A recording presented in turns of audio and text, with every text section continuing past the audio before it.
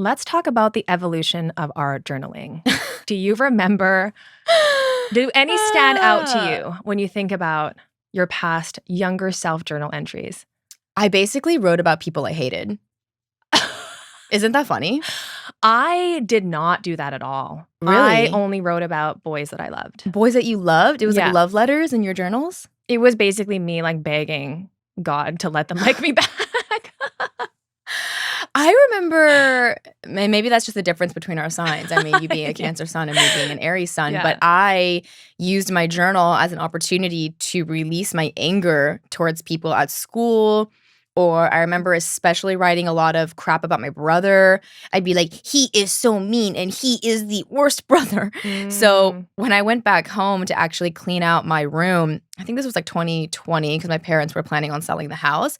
I found all of these old journals, which was actually so sweet because I've realized I've been talking to myself all throughout my life. Yes. Like journaling has been a tool for me to process and understand myself better since I was like 8 years old. Yeah. But I went through and I read all these journals and it was so funny to witness my dialogue then versus now. But I also wrote about like whether I thought other people liked me back for sure. I was just too scared to write anything negative about someone. Like you thought God was watching. I more just was worried that somehow they would find it. Who? Like the person. But it's like at your house. I know. I think I would never write about my mom Yeah, in that's my way too journal. scary. I wouldn't write about my brother. I mean, even frankly, to write about boys was pretty scary. But I remember writing kind of in code. With You know- yourself. You're like, I'll understand this later. Here's a legend. There's a legend, yeah. It's like in like hieroglyphics or something. I was just really afraid of somebody finding it. And I mean, my mom probably did find it. You think she did? Maybe. I mean, my mom went through my stuff for sure. And then actually because we had moved so many times, and I remember actually my brother and my sister-in-law, they had one of my journals from when I was like 20. But then Janet, she said, I didn't read it. But I'm still unsure if she did like or not. she did. You do? Would you?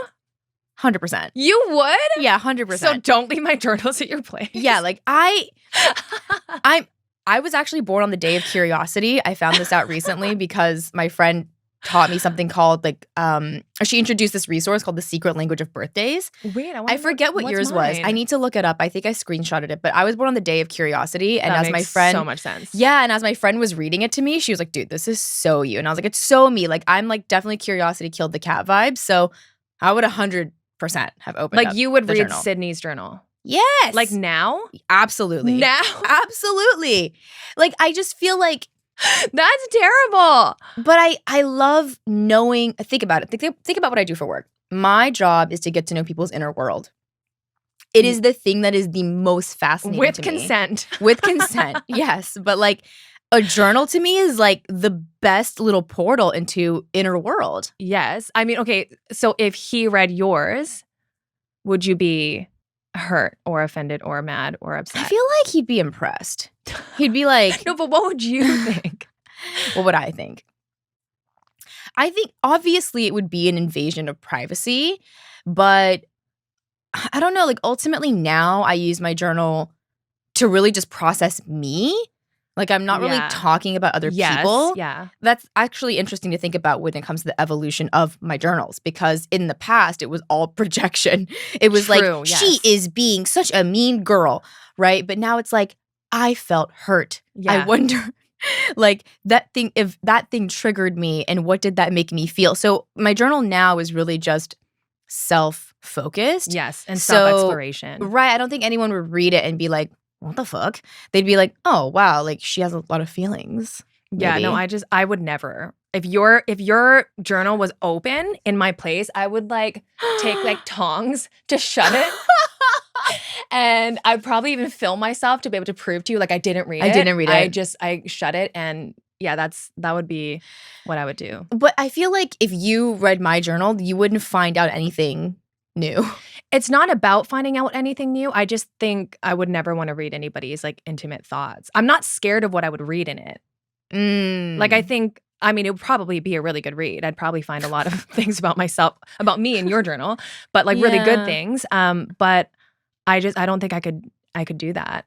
And now I'm Oh. really scared to leave any And of now- that stuff. Okay, well, now that we've had this conversation, I will respectfully pick up your journal with tongs and return it to you. Perfect. I'm glad we're But talking about this. I'm curious what live. you wrote in the 20-year-old journal. Yeah, so I met my husband when I was 20. And so I remember it's so funny because when I would like someone, I would just get really clingy. Shout out to my anxious attachment style. And I remember kind of coaching myself through not being that grippy, annoying Not being a stage 5 girlfriend. clinger. Mm-hmm. Because my husband was not like that. He was a And cool cucumber. He was very cool cucumber. And I remember just trying to play it cool. So my journals were very much about that. I think I even had like a hashtag Operation something. It was Operation, I don't know, getting him to like fall in love with me, something Yeah. like that. I can't remember what I named it, but I was basically just coaching myself through not being crazy. Yeah, trying to be like a cool girl. Yeah, and just telling myself, just try this, and then I think that'll make him see this. And I actually read a book back then called Why Men Love Bitches. Oh, that's so funny. I just talked to someone who read that book No like way. recently. That book made its rounds between me and all of my friends. I told every girl that I knew to get it. It's actually a really hilarious book because it's just all about how if you're not a doormat, that's actually going to attract the person to actually like who you are. It's not about actually being a bitch, but about not acting like a clinger. Well, not pedestalizing the person. Yes, ultimately. totally.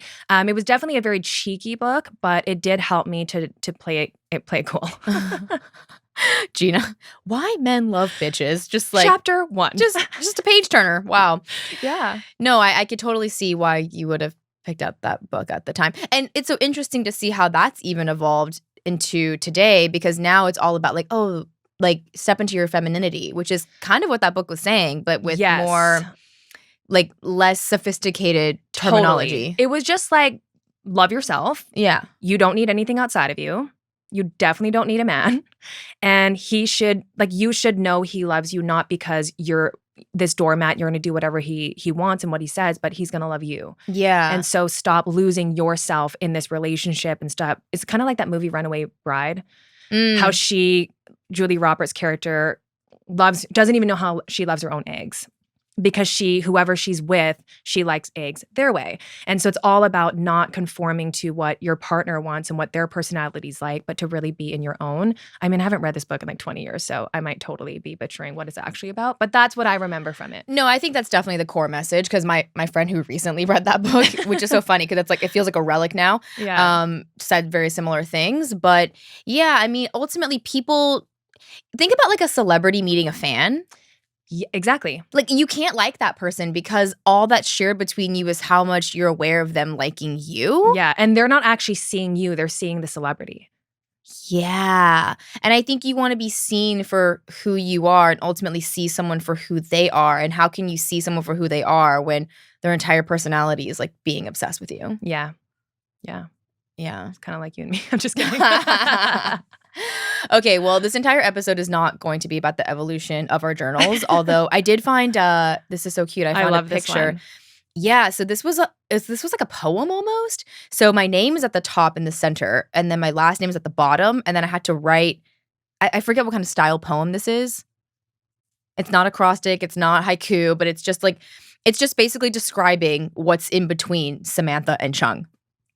And I couldn't believe when I read this. I found this a few years ago, and then I found it again when I was at home, because I realized so deeply over the past several years, and if you haven't been living under a rock, you probably have too, but healing is really just becoming your childhood self again. Yeah. It's not really becoming a new version. It's really making contact with the part of you that you lost contact with. Yeah. So anyways, I wrote, Samantha, sweet, energetic, wild, lover of dogs, chocolate, and life, who feels joyful, wild, happy, who gives joy, happiness, love, who fears shark, snakes, and strangers, who would like to see Australia, Titanic, Spain. Titanic? Yeah, that was the poem. I feel like I need to do my snapping. The amount of times I wrote the word wild cracks me up. I mean, that's probably one of the top 3 words that I would use to describe you. So you're not far off there. That's Isn't for that sure. so funny? I love that. I mean, I think when I was younger, my journal entries were very much, today is sunny, and I went to the park and played with my friends, and it was fun. And I wore overalls, and it was very much just dictating what happened that day. I don't think it was until I was a teenager where I was actually writing my deep feelings Your deep feelings. about Did you boys. ever about boys? Did you ever write stories? Oh, yeah, I did all the time. I Me did do too. that quite a bit. Yeah. And it's actually weird. I can't remember if I talked about this on the pod yet or not, but I would always have certain names that I would be, like when I would play or when I would write in my stories, and I would always use Samantha. That's so weird. Well, one of the names I always used was Emma, and your daughter's name is Right. Emmeline. It's all connected. No It's one's all using connected. Gina. Sorry. They're not. I did not use You, Gina. you don't need to be sorry. Not even Tina. Like that was just not one of the 2-syllable names I went for. No, it wasn't one of the cool names. I just wanted Samantha so bad so I could be called Sam. That's so weird. I know. And now you get to call someone Sam all the time. Yes. Yeah. Because I definitely did write a lot of stories. Mine were always about like best friends. I actually remember one where they went skiing and one of them got lost and it was like this big drama thing. I just like loved reading all the time. So I was trying to like create my own series. Yeah, I did write a lot of stories. I wish I could find those.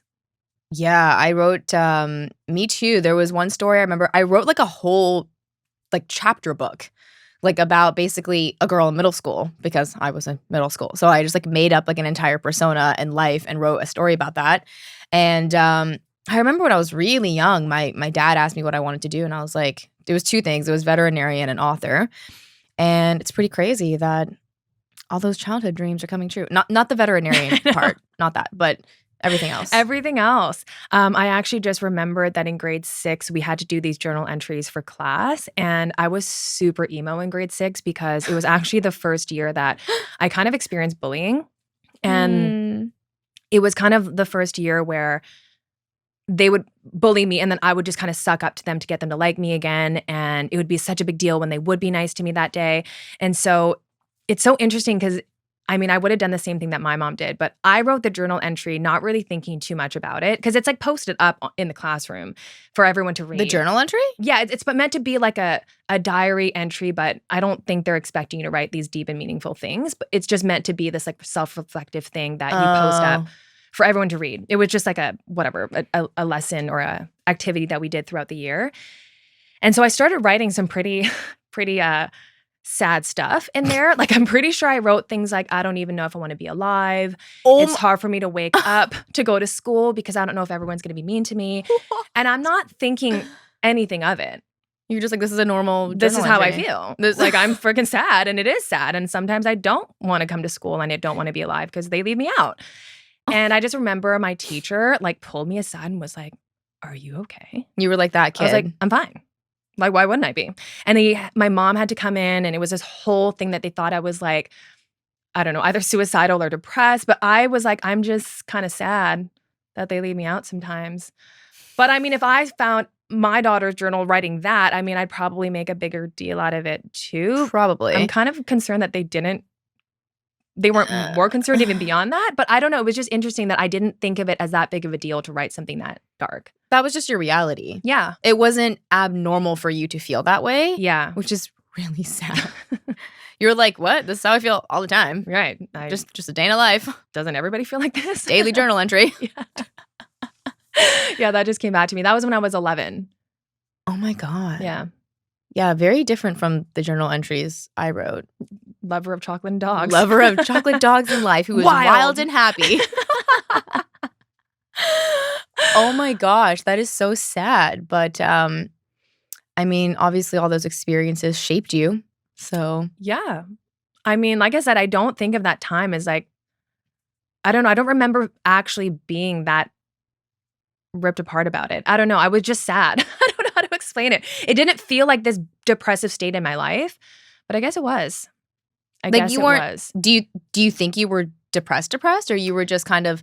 No, I think I Yeah. didn't know what to do with the feelings. I think I had no one to talk to about it. I think I felt really alone because, you know, when you're 11, 12, I was also pretty new to the school. Yeah. It did feel like life or death.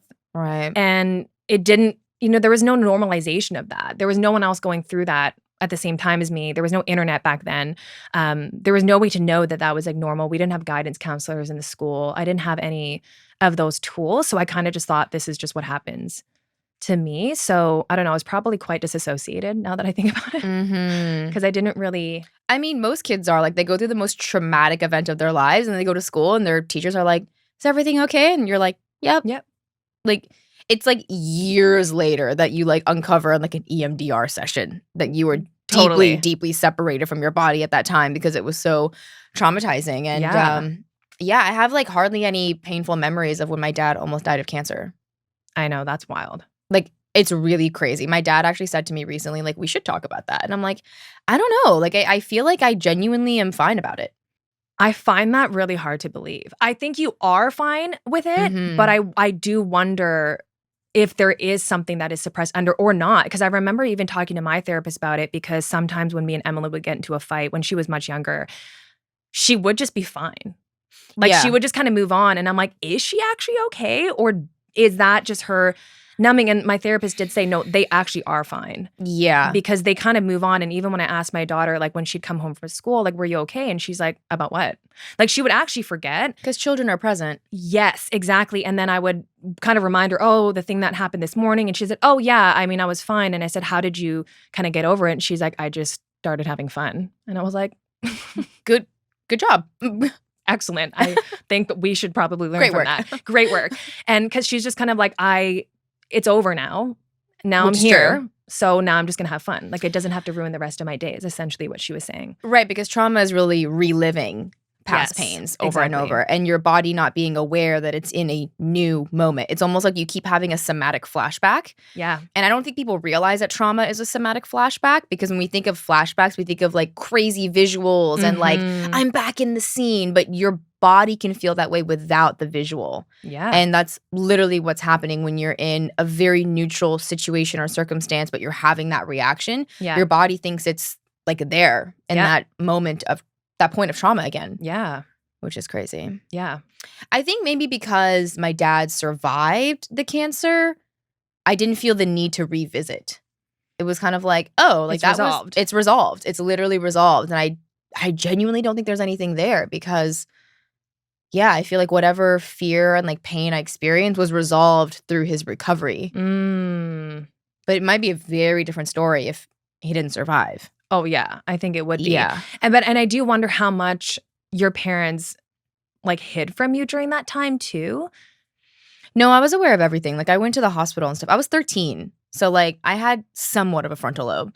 I was going to the hospital, but I don't know, like I had to still go to school and I still had to go to dance and I was really good at being present in those places. Like I Mm. wasn't at school thinking about what was happening. I wasn't at dance thinking about what was happening. And that actually kind of relays into what we were going to talk about today, which is how so much of our suffering is the story about what's happening, not what's happening. Yeah. And it's also when we insert ourselves as the victim of such thing that is happening that we experience the most suffering.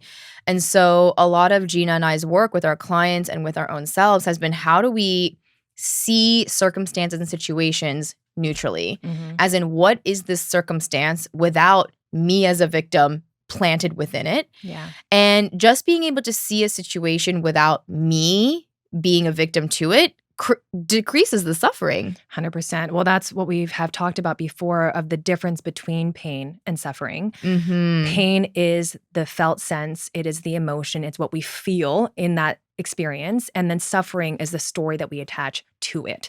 And usually that sounds something like, this shouldn't be happening, It's this resistance. isn't fair. Exactly. And so there is a way to be able to experience just the pain without attaching the story, this meaning making, or taking things personally. Yeah. I think it's obviously part of a human life to be disappointed, Yeah. right? And that's an emotion we don't like experiencing. We're all trying to avoid disappointment, Mhm. but we make disappointment worse when we make it mean something negative about ourselves to be experiencing that disappointment. Yeah. And I think that so much of our healing recently has been being able to sit with pain and not allow it to evolve into suffering Yeah. or devolve rather Mm. into suffering because we can sit with the facts. We can sit with the sensations that's bringing up, but we don't do this piece where we turn against ourselves anymore. Yeah. And that's a pattern that I've been working with all of my current and past clients recently, where it's like, how can we be with what happened Yeah. without turning against the self? Because, for example, I have clients who will say, oh, I made a mistake at work, or this date didn't go well. And I ask them to just stop there. And it's like, it feels like a compulsory, like they can't stop it. They have to go, and I feel like shit about myself, or like, and I shouldn't have done that. And I'm such a piece of shit. And I'm such an idiot. And I'm so weird. It's like, whoa, like, can we not do like the second, third, fourth, fifth part? Can we Mhm. just stick with the date didn't go well? Yeah. They like can't do it. Or Mm. like, I forgot to send the attachment on the email. Can we just stop there? We don't stop there though. We forget to send the attachment in the email, and then we go, I'm such an idiot. I shouldn't work here. I don't Mhm. deserve to be here. Oh my Mhm. God, I'm going to get fired. They all think I'm stupid.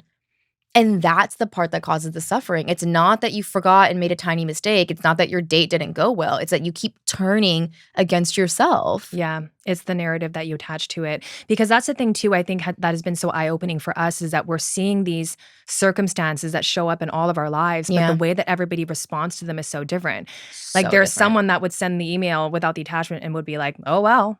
And then somebody else that'd be like, "I'm the biggest idiot ever." And so it's interesting to see how it's not ever the circumstance, but it truly is our response to it. And then we can see and find those themes, because it doesn't really matter what the circumstance is. I think we all have very common themes and narratives that will come online no matter what the circumstance is. Yeah. Oh my God. The circumstance could be literally like, Anything. you forgot to put the clothes in the dryer this time, and now they Yes. smell bad and you have to run the washer again. Like, I've been in that position where I beat myself up for something like that. Yeah. And it's like the pattern of wanting to turn against the self is so strong. But when we can become aware of that pattern and then just stick with the thing that happened Yeah. without inserting the self in a negative way, you suffer so much less. Yeah. I mean, it's really mirrored, I think, in a lot of parent-child relationships, which it does make sense, right? When a kid does something quote unquote wrong, they forget to put their lunch away, they, didn't study properly for their exam or something, and then they kind of get a lecture. Yeah. Right? Because as the parent, you obviously want to teach them this lesson. And then I think that's what we end up learning to do to ourselves. It's like 100. we make the mistake and then we lecture ourselves. But the thing is, we now are aware and conscious enough that we can kind of, I don't want to say skip that part, but I think inherently we kind of know what to learn from that. If there is something to learn from it, which could even just be that it's okay. Yeah, elongate that process and create a whole narrative around it. Absolutely. But the interesting thing is that we think that the lecture is necessary. Exactly. The self-punishing narrative is necessary because if we self-punish and lecture ourselves, we will prevent it from happening. Yeah. But it has the counterintuitive effect. It actually makes it more likely for it to happen, because now you're just layering whatever happened, not sending the attachment, breaking a mug. You're layering that with shame, which is creating this like contracted, fearful version of you that is not able to think clearly and process things. And then you're more likely to make that mistake because you're not as present. Yeah. And yeah, I love how you said that, how when you do something in childhood, you always get lectured about it. Like, I remember breaking things because I'm a kid, like I would drop a plate or something. And you're wild. And I'm not even wild. It's just like, oh, you're so clumsy. You never look and see where you're going. And Yeah. it's like, oh my God, now for years after those events happened in my childhood, I would break something and I would just be immediately like, that record would start, that old record of what I heard my mom say would happen in my head. And it's been like a decade of me unlearning that and making a mistake and literally being like, oopsies. Yeah. Let's get, like, I talk to myself like a little baby. I'm like, oh, that was a loud noise. Let's get the broom. Let's clean that up. Yeah. Like, clean up time. Like, and I don't do this whole thing of like, God, you're such a fucking idiot. Like, I can't believe you did this again. Like, God, you make a mess everywhere you go. Yeah. Like, I'm not turning against myself anymore. And it's so hard. I mean, I'm obviously a mom, and I watched this like parenting account, and he kind of talks over a video in the background. He's kind of like explaining what the parent's doing well, or doing quote unquote wrong or whatever. And there was this video of this kid that was like trying to fill up a cup and basically just ends up dumping it everywhere. And the parent was like, oh, like, what are we gonna do now? And like, it's so calm. And I'm like, yeah, I don't know if I'd be able to do that. I mean, maybe if I had another kid, I could, but normally it's like, oh no, like you're spilling and like, oh, be careful. And it's so interesting because now I can obviously talk to my daughter and ask her, what are you thinking in those moments? Mm. And she always says, I just wish I didn't make the mistake. Oh, And I wish I didn't do that to like make you mad, or I wish I didn't upset you. And I'm like, oh my gosh, like that's where the pattern starts, right? yeah. Like we make a mistake and then we internalize I'm bad. And then we just wish we didn't do it instead of just dealing with what happened and just moving on, Yeah. And so we do that whole extra part where we make the mistake and we're going to shoot those extra arrows at ourselves of I Mhm. shouldn't have done that, what's wrong with me, lecturing ourselves. And it goes back to one of the really core parenting themes that I try to embody, not just for my daughter, but for myself, and that's connection before correction. Mhm. And we're so conditioned to do the correction and we kind of skip the connection part. Yeah, and it actually kind of ensures that you never get there. Exactly. And that's actually what you're chasing this whole time, really, anyway. But then that's exactly what keeps you from it. I know. Yeah, It's so sad. it is until you start doing the work. Until you start doing the work. Yeah. I think obviously too, that piece of turning against the self is to like unconsciously, it's like if we punish and we do this lecturing, Yeah. then we prevent the disappointment of that having happened. But all we need to do is accept the disappointment of that having happened. Because what you said was you do the part where you wish it didn't happen, which Yeah. is total resistance. It already did happen. Like Yeah. whatever you forgot to do or whatever you made the mistake on, it's already happened. But what you're actually seeking is acceptance of that happening. Yeah. You now needing to punish and self-lecture yourself, that's a non-acceptance of what happened. And it's like almost this invisible belief. I guess all beliefs are invisible, but it's this unconscious belief that if I punish myself enough, I can protect myself from that happening. Yeah. But you don't need to protect yourself from a mistake ever happening if you know how to accept and forgive mistakes. Exactly. And then you're more free to actually move through your life and take risks and expand into whatever you want to go towards. Because if you need to always protect yourself from making mistakes, you become a very contracted, limited version of yourself. You will not take risks. You will not expand yourself creatively because, oh my God, I might make a mistake on the way, or I might, have to fumble and learn as I move towards that. Mhm. So it's actually that we need to accept, okay, this disappointing mistake, so to speak, or thing happened. How do I be with the direct pain of that experience? Because actually, when we go to self-punish and blame, we're trying to avoid that pain. But then we're creating more of it. We create more of it. And so a lot of times I ask my clients, like, okay, well, if you self-blame and if you self-punish, right, what would you get to avoid feeling? Yeah. And they're like, well, I feel really like bad about like what happened. Whatever the mistake is, Yeah. it's usually like nothing big at all anyways. Yeah. But to them, the big thing is that they feel so much disappointment or so much guilt or so much sadness. And getting them to sit with that is so hard that they would rather distract by creating more pain. Yeah. Because that's a pain they're actually comfortable with and familiar with and they can kind of handle. Right? Yeah. But you really are like doubling up the pain because when you do self-dismiss, self-reject, self-punish, self-blame, now you're dealing with the pain of that, plus you're dealing with the pain of the mistake. And so you really are creating even more distance from ever being able to love and accept yourself because you're also Mhm. creating so much more confirmation bias of the belief that you aren't good enough, that you are stupid, that you are an idiot. And it just creates more and more. And I think it's hard to believe that you could ever move away from that. It feels so counterintuitive so like, don't beat myself up and just be okay with that. Yeah. Because actually a lot of parents do this, especially when, kids might talk back to you. And then a lot of parents, I think, especially in the old, the previous generations would be like, you can't talk to me like that. I demand respect. But Yeah. demanding it that way is actually what will negate them from ever Respecting you. you. But you think that you can't let them get away with talking to you like that because you think that's going to encourage more of that behavior. But the acceptance of that is actually what allows them to feel safe so that they don't have to lash out at you and that their mistakes are accepted by you. And then inherently they feel like you do respect them and they'll respect you. So it's kind of like that relationship within ourselves. It's like, what are you creating within you? Like, what kind of environment are you actually creating for this relationship with yourself to feel safe and to feel loving? Yeah, I think a big thing that you mentioned, and we've talked about this so much, and also our personal relationships, but the getting away with it. Yeah. There's this like really strange but deeply rooted collective fear that if we don't self-punish, then we're off the hook, like we're Yeah. getting away with it. But there is a such thing as taking accountability without self-blame. Yeah. And this is the pattern of recognizing what happened without turning against the self that I've been teaching so many of my clients, because people are like, but I have to take accountability for what happened. Yes. Tell me what it looks like to take accountability. And what they say is, I'm a terrible person. No, that's self-blame. Accountability is, I forgot to do X and I'm going to do that next time. Yeah. Can you do that without turning against the self? Because then taking accountability is not a bad thing. It's a supportive thing. Yeah. Like, oh, I forgot to do X, or I accidentally hurt someone's feelings. Next time, I'm going to be more mindful about that. Yeah. But if I can't do that without turning against myself, I actually damage the relationship more, either to someone else or to the one between me and me. And so it's been this incredible tool I've used to be able to essentially look at the facts of what happened and notice, do I turn against myself Yeah. in taking accountability? Because that's not taking accountability. That's self-punishing.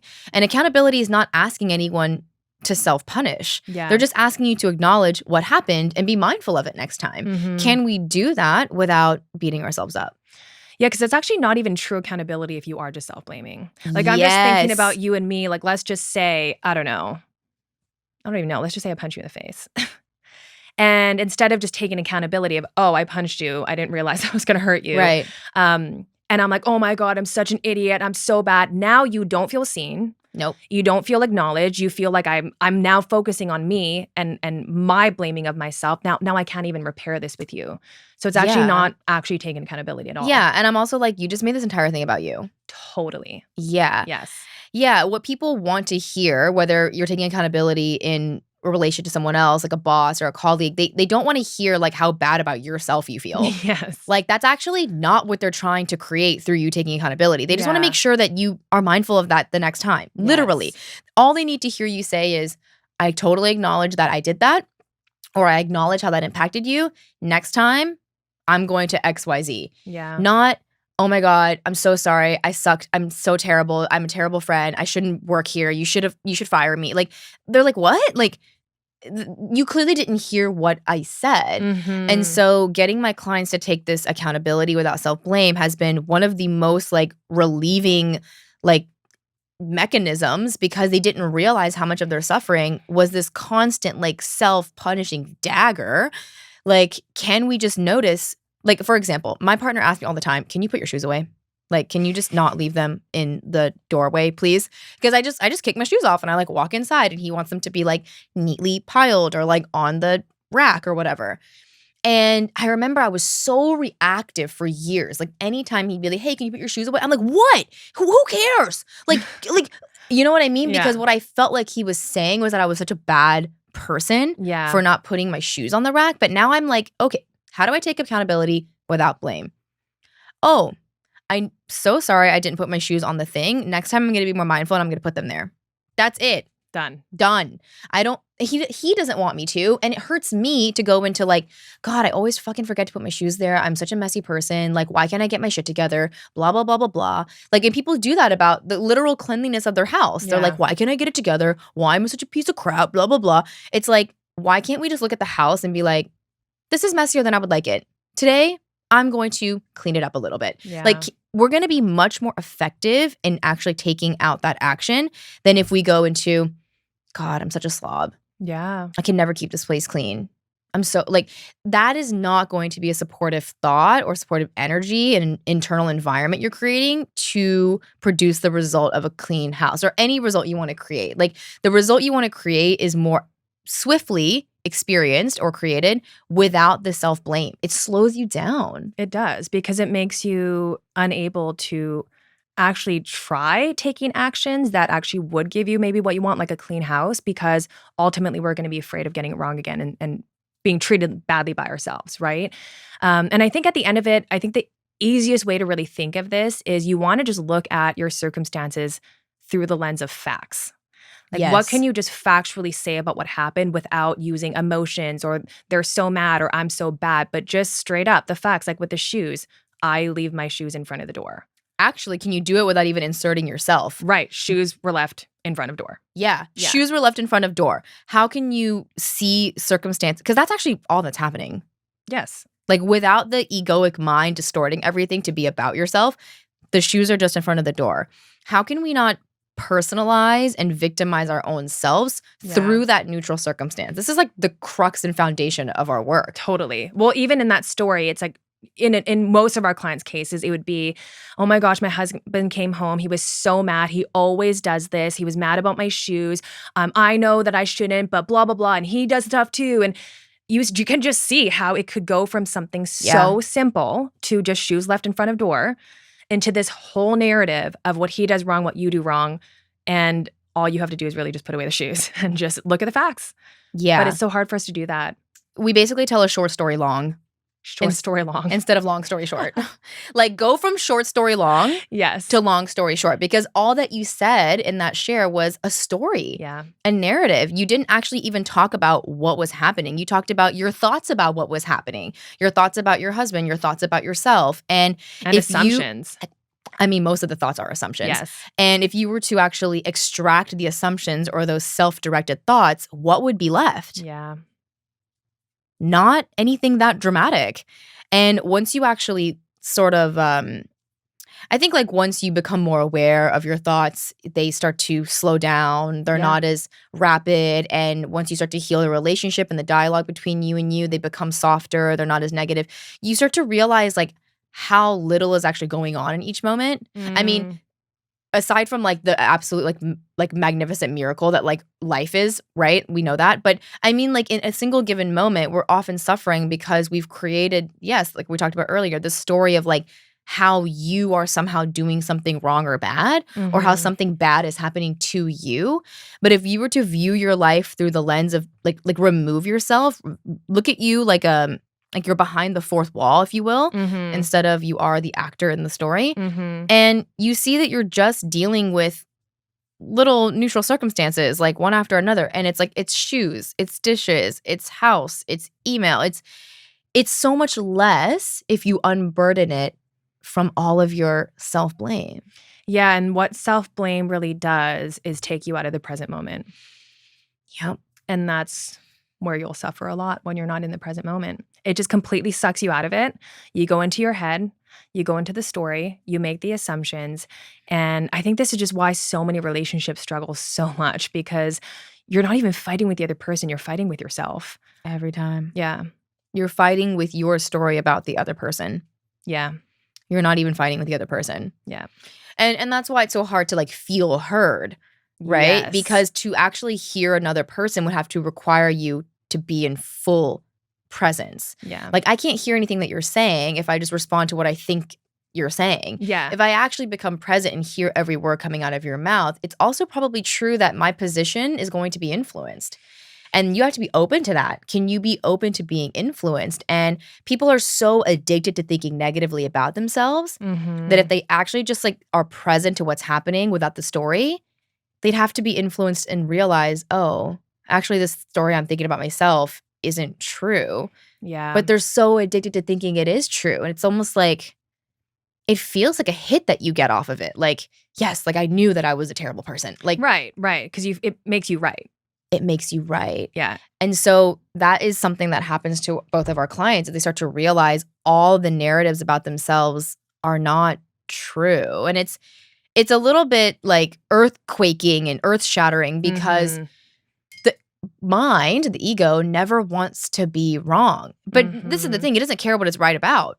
Right. It just wants to be right. It just wants to be right. And we've chosen to make it want to be right about us being terrible, bad, unforgiving people. Like, which is just not a great way to orient your mind. And you can actually change that to be more Mhm. supportive of the person you really are, which is an extremely lovable being. And yeah, like if you're going to be a human being, you're going to learn through mistakes. Yeah. Yeah, I think it's so interesting as you start to become aware of how often you do this, you'll start to notice how much you put on the other person to make you feel better about what you did. Yes. Because a lot of times it's like, I mean, I did this too, but a lot of my clients are going through this where they do something they don't think is that big of a deal, but they might assume that the other person on the other side of it does. And so they want to try to fix it with this person. But really, what they're doing is trying to get that person to convince themselves that they're not a bad person. right? And so they're constantly trying to repair it with this person and trying to convince them, well, I only did it because of this. And they do a lot of context, right? Well, I only did this because of this. And again, they're kind of having an argument with themselves. And what we start to uncover is, why is it so important for you to get this person to tell you that what you did was okay? And it's ultimately so that they can let themselves, again, off the hook. But when you learn that you get to do that yourself with or Yeah. without this person seeing that, you don't need to chase after this person. You're going to save yourself so much energy because you're okay with it. And that's the funny part, is that a lot of times in the context of these relationships, you actually do know that you're okay and that you didn't do anything wrong. But the assumption that the other person doesn't think that you didn't do anything wrong, we start obsessing over that. And then that again takes us out of the present moment. I did this a lot in a lot of my past relationships where I didn't believe I did anything wrong, but because I thought that they did, I wasted so much energy trying to convince them of what I saw until I realized, wait, if I truly can look at this neutrally and look at the facts, I am okay with what happened. And if it means that they think I didn't, let me tune into my own belief about what happened and trust Yes. that instead of trying to waste my energy trying to convince somebody else to see it my way, because frankly, they probably won't.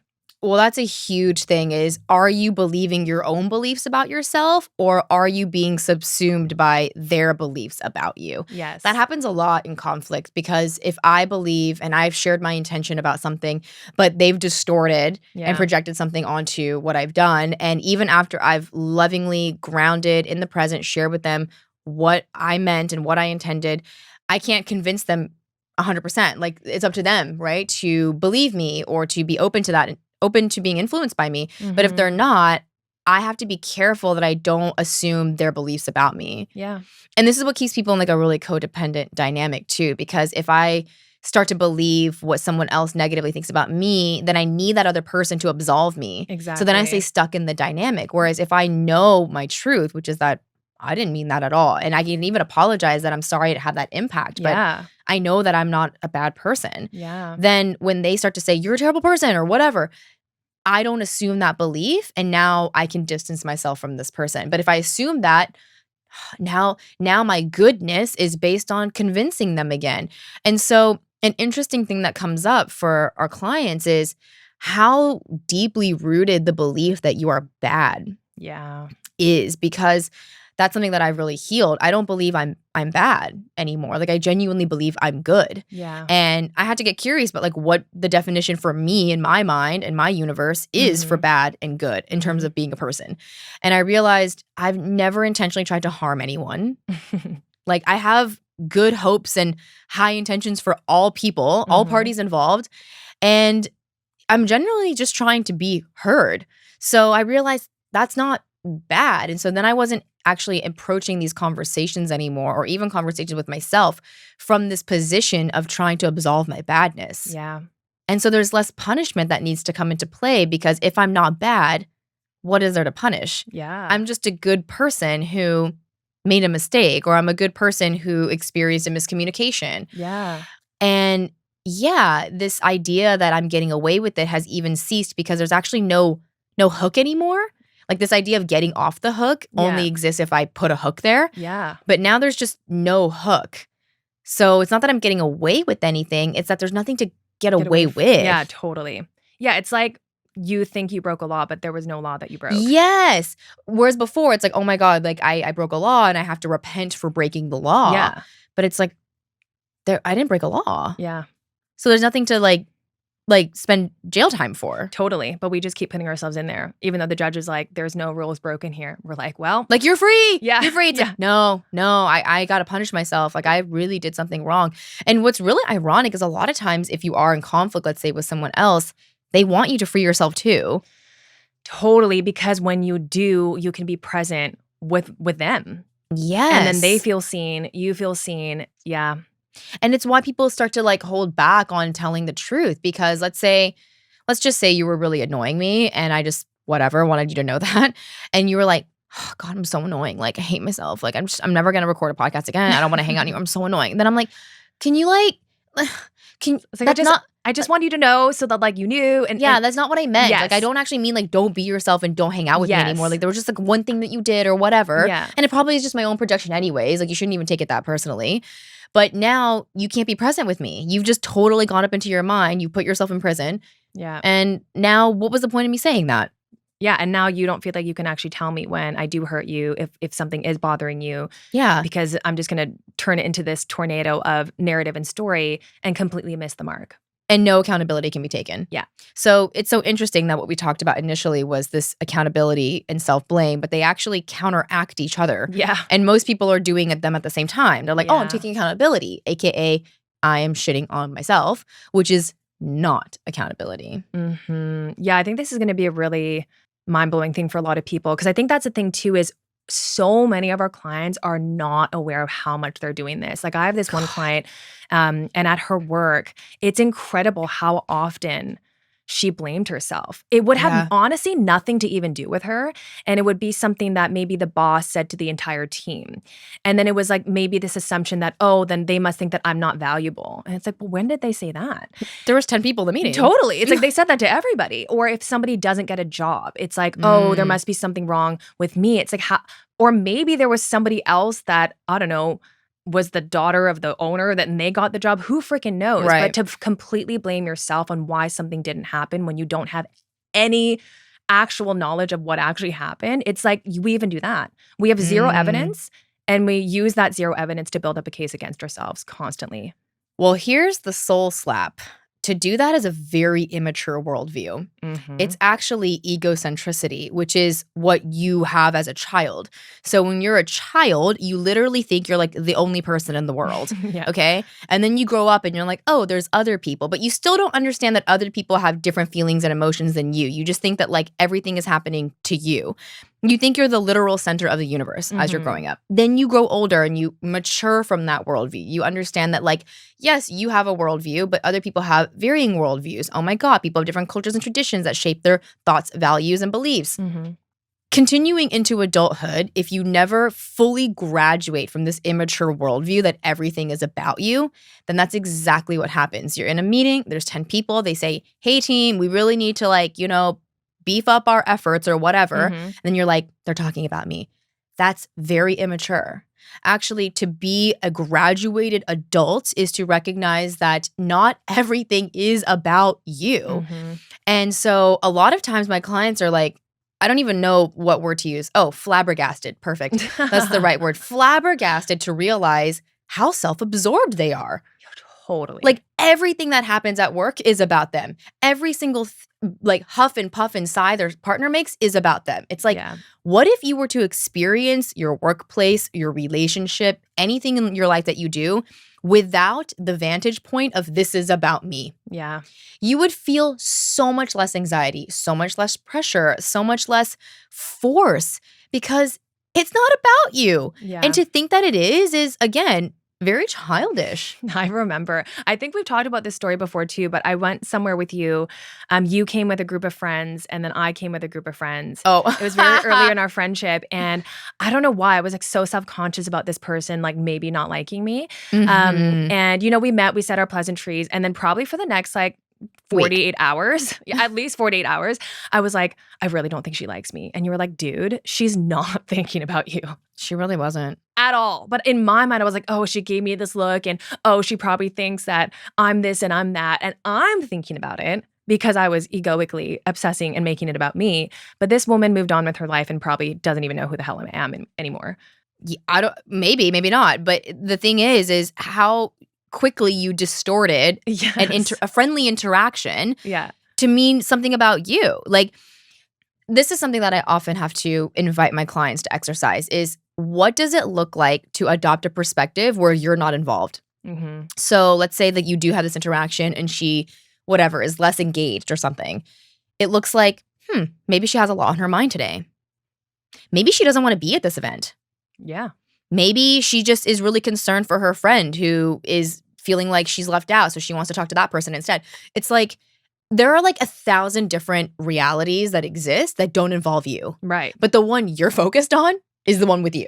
And frankly, maybe she didn't like me, but like how egotistical is it of me to assume that she should like me? Or that she doesn't. Like both of those. Totally. But that's the thing is I think we're fighting so hard to like have someone not like us. Like we want everyone to like us. But even that is like, why would you even need that? Like I think if that were to happen now, I'd be like, that's totally fine if she doesn't like me. Yeah. Like that's her opinion. But again, I can only have that because I'm rooted in how I see myself. Yeah, and a lot of people when they're, growing up and maturing, their self-acceptance is based on other people accepting them. Bingo. And Yeah. so when you're mature, when you're a conscious adult, your self-acceptance is irrespective of other people accepting you, Yeah. which ironically magnetizes people to accept you Yeah. because they can feel it. They can feel that you don't want something from them. It's not desperate. It's not needy. It's grounded. People want to be in that energy. Yeah. But ironically, you don't need them to want to be in your energy anymore. Yeah. Like I think of like an Eckhart Tolle. He does not care if anyone comes to those events. Totally. I really feel that from him. He's just like, I'm just going to be here I'm and just going to sit in this chair. talk really slow and Yeah. say my truth. And if 5 people came, that's fine. Like he genuinely, I believe, does not care if anyone shows up. Yeah. And that's kind of how we feel about this podcast. Yes. Like it's not that we don't care about our listeners. It's that if you didn't show up, we wouldn't care about that. Yeah. We care about you. We care about your well-being and we care that you're, getting insights from this and implementing them into your life. We love hearing that they're transforming you and that you're following along and that you're learning. Like we love that. But if you didn't come, It just wouldn't mean anything about us. Like we wouldn't make it mean anything about us. exactly. And we're how not good we are or how effective this podcast is or any of that. It would just mean that, again, factually, this person doesn't listen to this podcast. exactly. We're not egoifying this podcast. We Yeah. don't go into, well, I guess we suck and Yeah. we should stop. Yeah. Like we're not doing the turning against ourselves thing. We are sticking to the facts, which is less people are listening to podcasts this month. Okay. Totally. Okay. Yeah. And because we don't turn against the self, we don't stop. Yeah. Because it's the turning against the self that stops you. It's such a plug on a flowing faucet of energy. You just plug it. You're just like, oh, it's me. I blame myself. Like, I just wonder if you're listening to this podcast, has that ever helped? Because that's what I had to realize. That's what my first coach helped me realize. Because I too, like you said earlier, had no idea how much blame was laced in my self-talk. I didn't even know that was blame. I just thought, that's just how I think. Like we kind of think we're just being honest. Just being honest. Yeah. Yeah. Like I'm just being honest. Like I suck. Yeah. Right. And then she's like, that's not being honest. That's making a gross assumption and negative. Like that's having a grossly negative perception of yourself. That's not an Yeah. honest truth. Yeah. But she helped me realize how much I was blaming myself. And then it was like quite miraculous when I began to just view situations without doing that. Like I didn't realize that Mhm. my life was actually a reflection of what I was doing to myself. Wow. Bingo. That's huge. Yeah, because you're literally only ever experiencing yourself. Yeah. People don't realize that, but like think about it. When you're drunk, no one else experiences that except for you. Yeah. Like you're only experiencing you.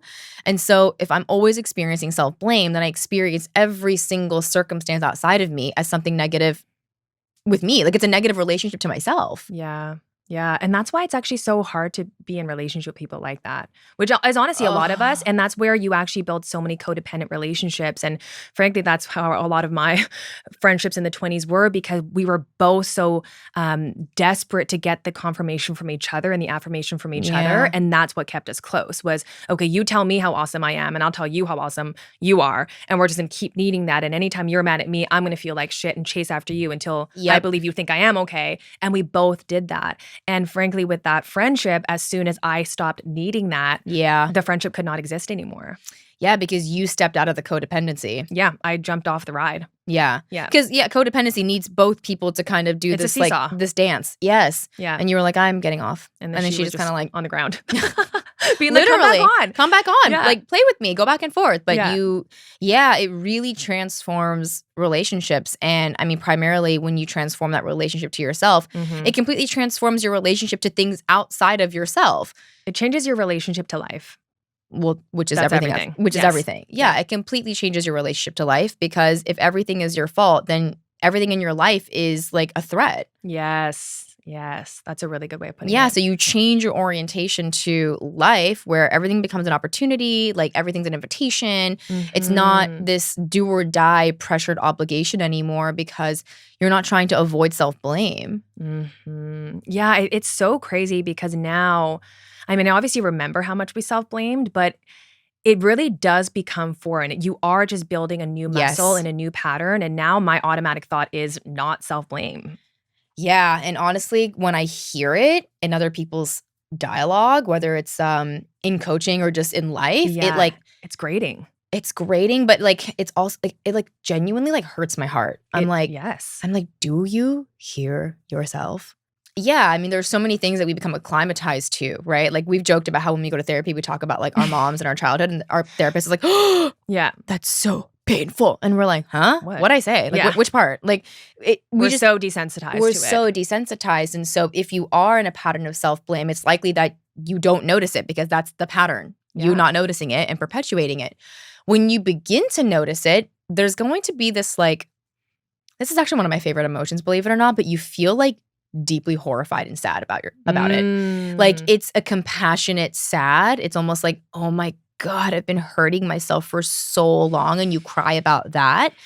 And then slowly, brick by brick, as with everything on the healing journey, you just become less tolerant to that. You Yes. hear it and then you're like, "No.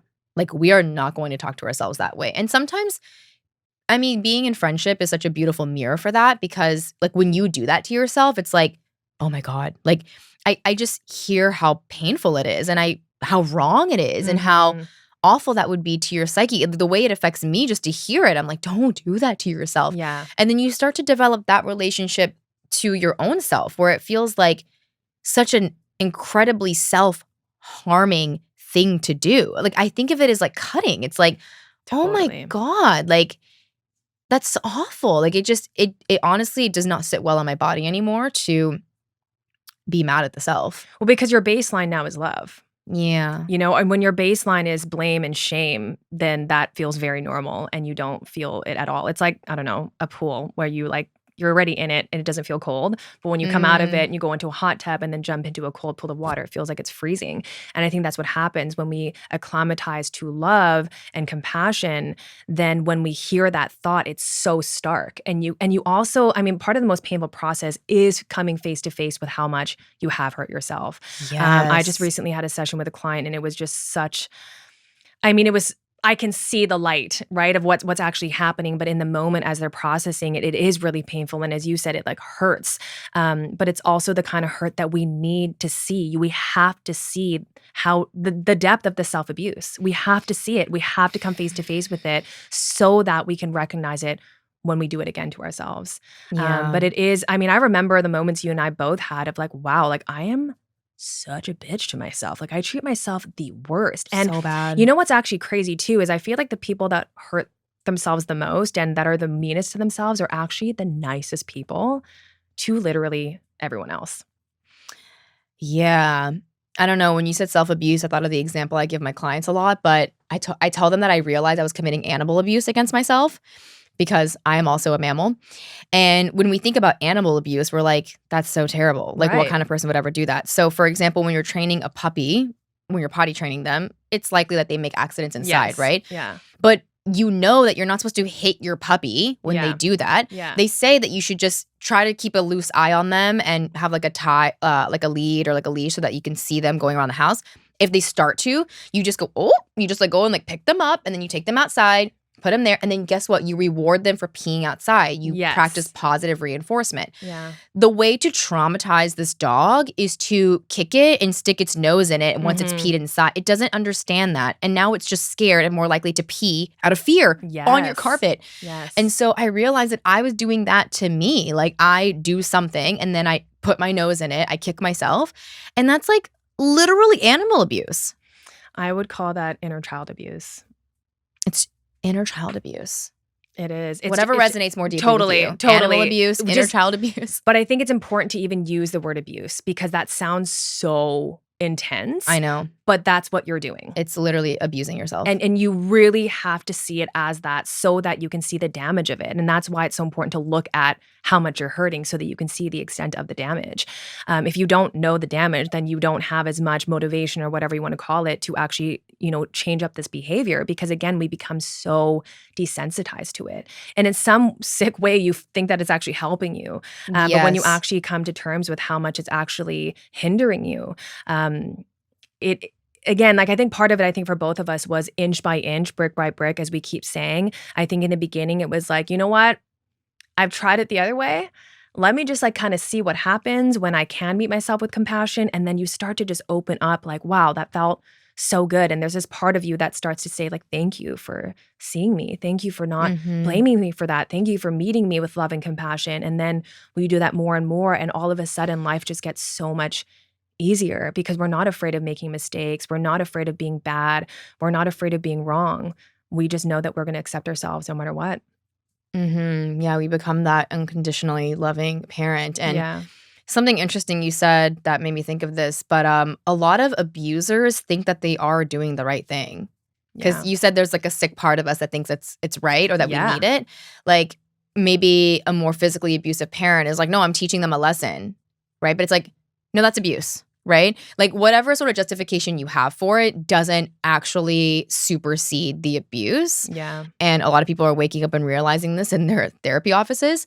And so it's the same with you and you. There might be a part of you that really thinks, no, I have to be mean to myself because that's how I, right myself or straighten myself. Mhm. But whatever justification you have, it It's- doesn't justify abuse. Yeah, it's still abuse. It's still abuse. And there is a much better way to correct your mistakes than to punish. Yeah. Yeah. Yeah. I'm glad that we both learned that. I think it was actually really Yeah. helpful because between you and me, there was actually many times where one of us would say, I'm not letting you think that. I know. We really were like, hey, No, I'm not going to let you think that. yeah. And I mean, in the moment, I don't think either of us were like, you're right. Like, but I think it was helpful to hear someone outside of me be like, that's terrible. That's awful. Like that's painful. Yeah. Like, Like that's not judging hurting you me. for it, but just like, No, that yeah. it's that the damage that it's causing. Like I think Mhm. we needed to show that to each other because I remember one time where you were really being hard on yourself and I started crying. And oh, that was so sad. and I was like, I just can't, like, I'm getting hurt by it. And I think that's what helped to see, like, oh, is what I'm saying to myself really that bad? Because again, we become so acclimatized to this inner self-talk. And, it's really funny too, because I don't know, with some of my friends, I'm a pretty sarcastic person. And I can just we just say really like crazy things to each other that's just really funny. But then when I come to somebody that I haven't met before, I'm like, oh, you might think this sounds like really mean, or you might think this really Mm. sounds out of pocket. And so it kind of feels like that, where we become so used to a certain type of dialogue that we just don't notice what it sounds like until somebody points out, oh, that kind of sounded a little spicy. And you're like, Mhm. oh, yeah, you're right. And again, now I think our recognition of this inner self talk is so quick. And that's why even when we hear our clients, we're like, I but again, we know. also have so much compassion because that's the other thing that happens, right? When you start to realize and start to awaken to the damage that you've, inflicted on yourself, then there's another self-blame train that comes of, I can't believe I did that to myself. That's so sad. But then I think from that place, you can see you only did that to yourself because you really believed that was the only way. And so now instead of going back into the pattern, can we use this as the first opportunity to really forgive yourself and see that you did the best that you could? And that the more important piece is that there's someone inside of you, there's something inside of you that's calling you towards loving Mm. yourself. And can we attune to that and start to see that inside of you instead of consistently seeing the villain or the bad guy? And I think that's what starts to break open for people is giving themselves permission to start seeing Yeah. themselves through love.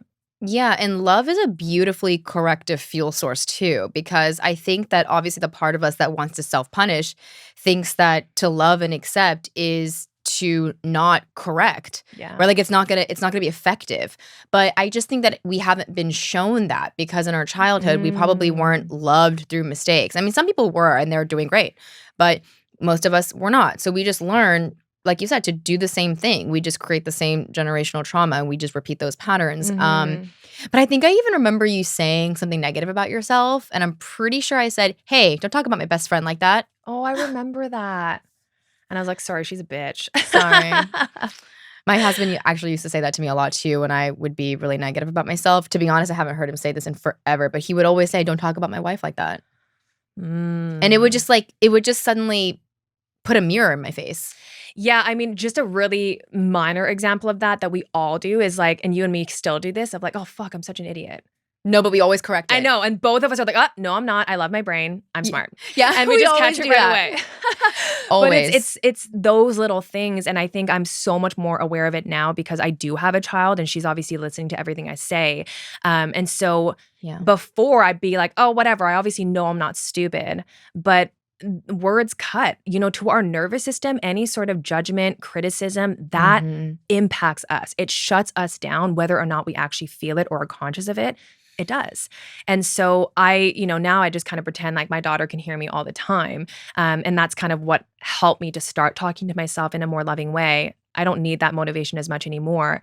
But again, it's funny how much it still comes up sometimes where I'm like, oh, I'm such a dumbass, or oh, such an idiot, because I'll forget stuff. But I'm like, no, I'm a smart person that just forgot something. It's just an old remnant of like the tape recorder that's in the head, right? 100%. And I always think about how I want to like overwrite it, like an old tape. Like you could like record something on top of it, right? Yeah.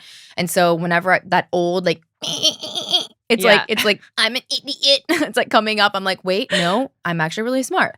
We're so good at doing that. But I think about how in relationships, whether it's friends or romantic partners, you have to build up a really positive ratio or a high ratio of positive to negative interactions. As soon as your negative interactions outweigh your positive, that's when the relationship is like on the brink or you're just headed for a breakup. And I think about how with ourselves, we unfortunately can't break up with ourselves because we are ourselves, but the ratio of negative interactions is so high. So if you're in a relationship to anything, then it's your life, right? Yeah. So then your life feels really negative because that's the relationship you have with yourself. It's a reflection of yourself.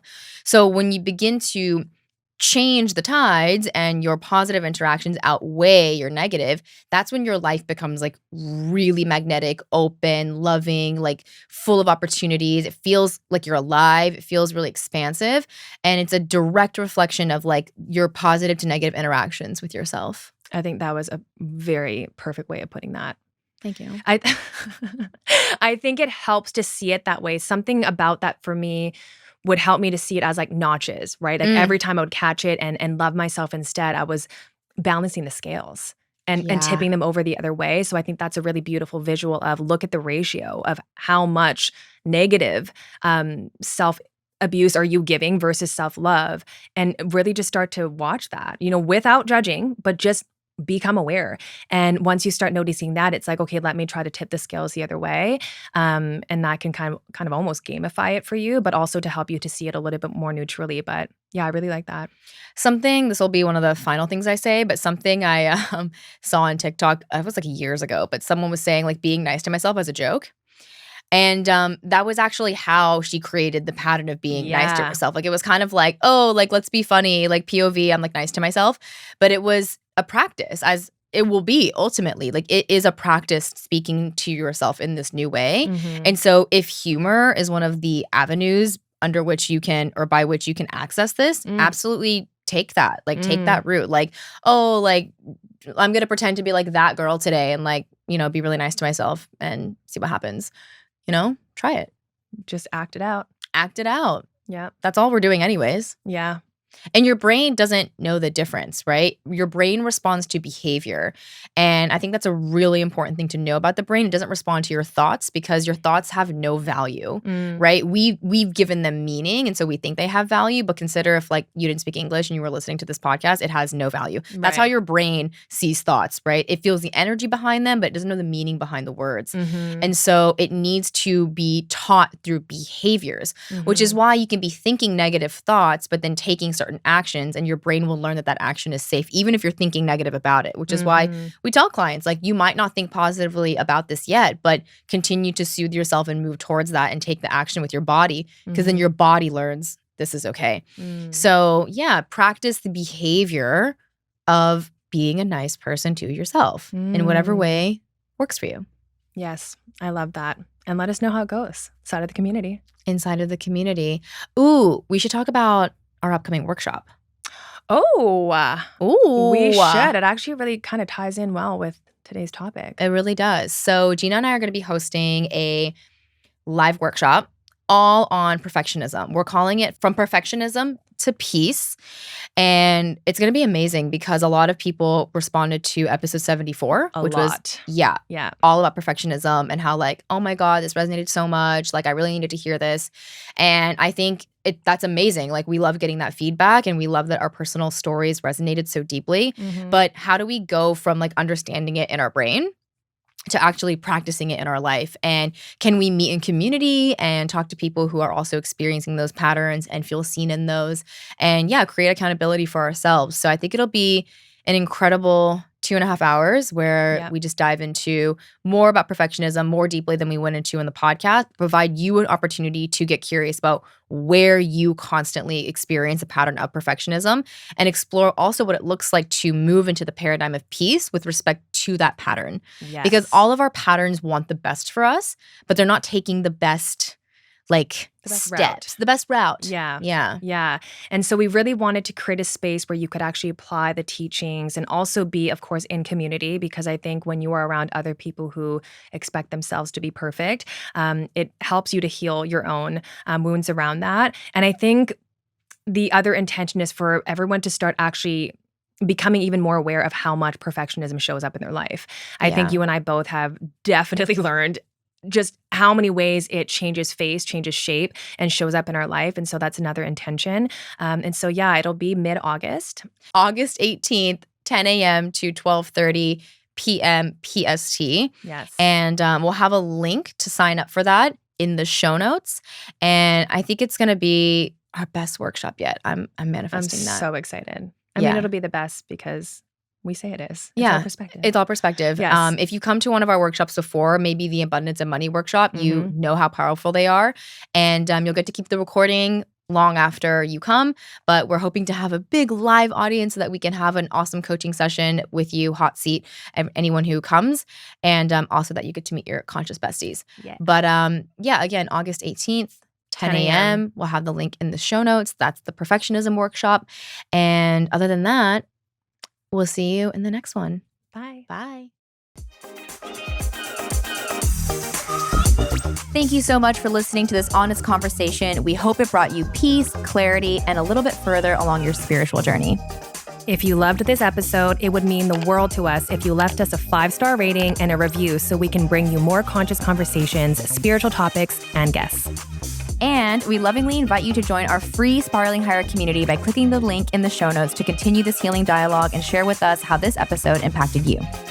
Come on in, introduce yourself, and meet your conscious besties in a safe space for healing conversations between us and other like-minded people on their healing journey. Here's to Spiraling Higher.